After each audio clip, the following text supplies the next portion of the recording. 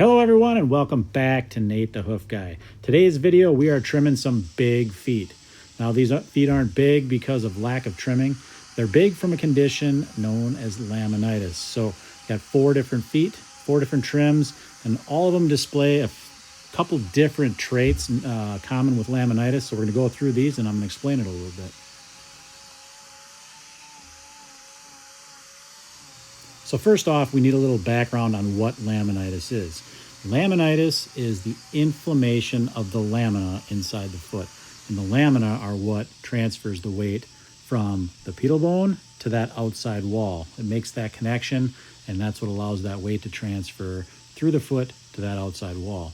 When we have inflammation of those lamina, they're not able to, that junction isn't as tight. They're not able to hold that pedal bone to that outside wall as well.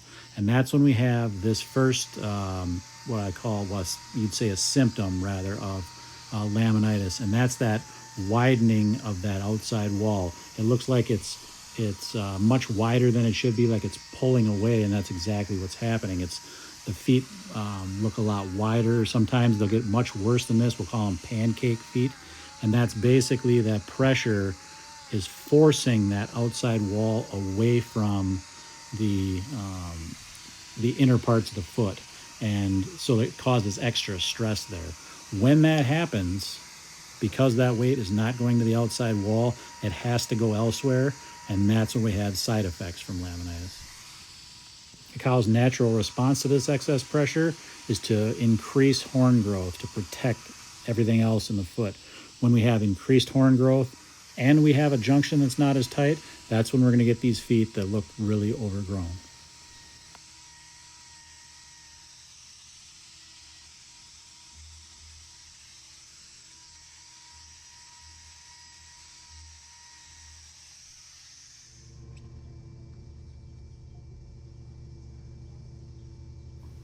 This is what this foot started like before the trim, and this is what it looked like after. You can see how much we actually had to remove on this foot. The reason I didn't take those 2 cracks out is because they don't enter the white line. The next foot we're going to look at is actually the left front on this same cow, and it's going to display a little bit more problematic symptom of laminitis.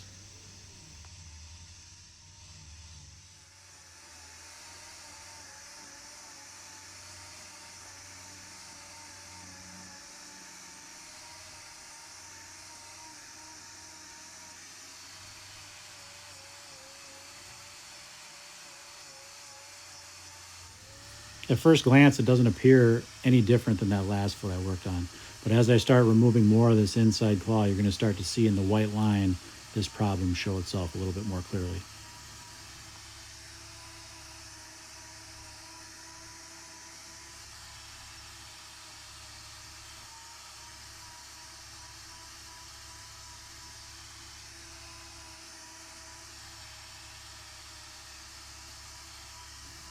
If you haven't picked up on it yet, it's that hemorrhaging in the white line near that outside wall there. And what that's caused from is that the separation, the mechanical separation of that outside wall. You can see how it looks thick there, that the outside wall appears thick. That's from that lack of tight junction from the lamina, the pedal bone attachment to that outside wall. It makes it appear wide. So that hemorrhaging that you see in the white line, the reason that that's more significant is that mechanical separation can ultimately, if it lasts long enough, can actually pull that junction away and create an abscess in there.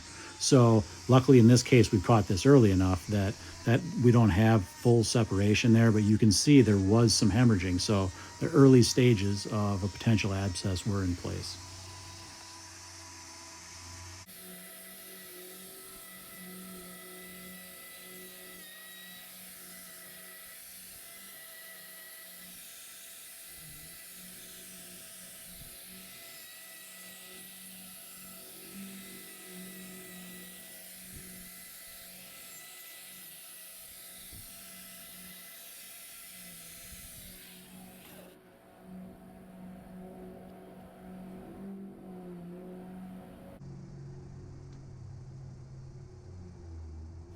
Once again, you can get a before and after of this foot.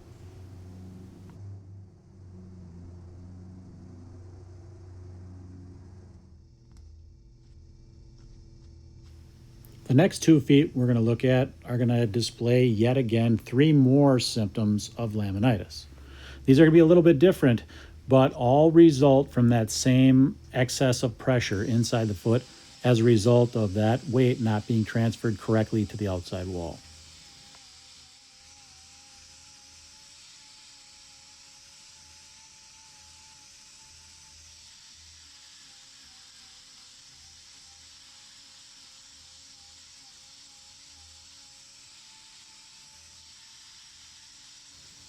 The first of those 3 symptoms that you're going to notice is that deep red color of the white line area of the foot.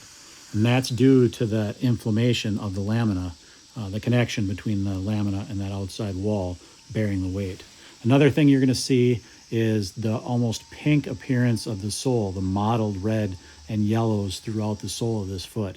And that's due to the fact because that weight is not being transferred correctly to that outside wall, more weight, more trauma is being applied to the sole of the foot, and that's why we see that inflammation showing there.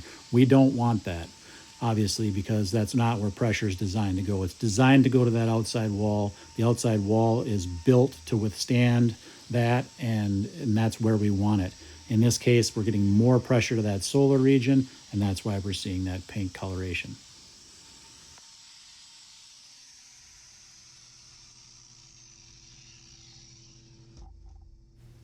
The last of the 3 signs of laminitis on this foot is this crack in the axial wall.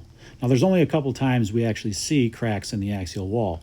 One is if the cow has been thin-soled, that separation will happen. In this case, obviously, this cow was not thin-soled. She had plenty of sole. So the only other time is really when we have a laminitis situation where that junction between the wall and that pedal bone are not strong. We'll have that separation. Otherwise, that junction is usually a really strong junction.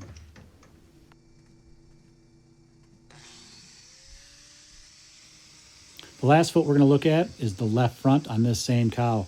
And what you're going to notice is the symptoms are going to be almost identical on this foot as they were on the last one, which is typical with laminitis. But I think it's interesting to note that even though there's multiple symptoms that can show themselves, this cow has got the exact same symptoms on both front feet.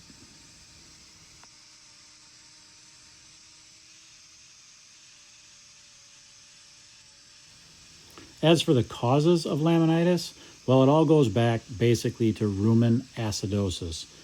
That's a big term that basically means the pH of the cow's stomach, one of the cow's stomachs, drops to a low level, which then causes inflammation to spread throughout the body, different areas, and ultimately to their feet.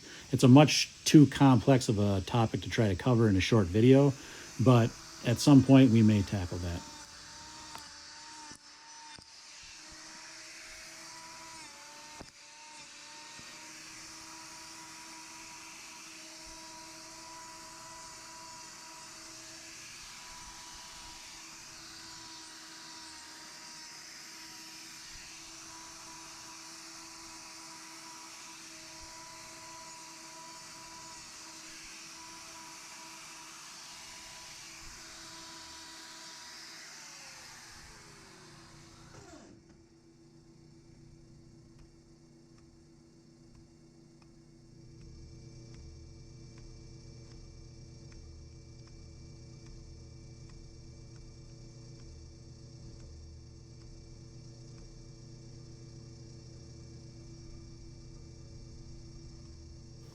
All right, guys, that's going to wrap it up for today's video. As always, thanks for watching, and we'll see you on the next one.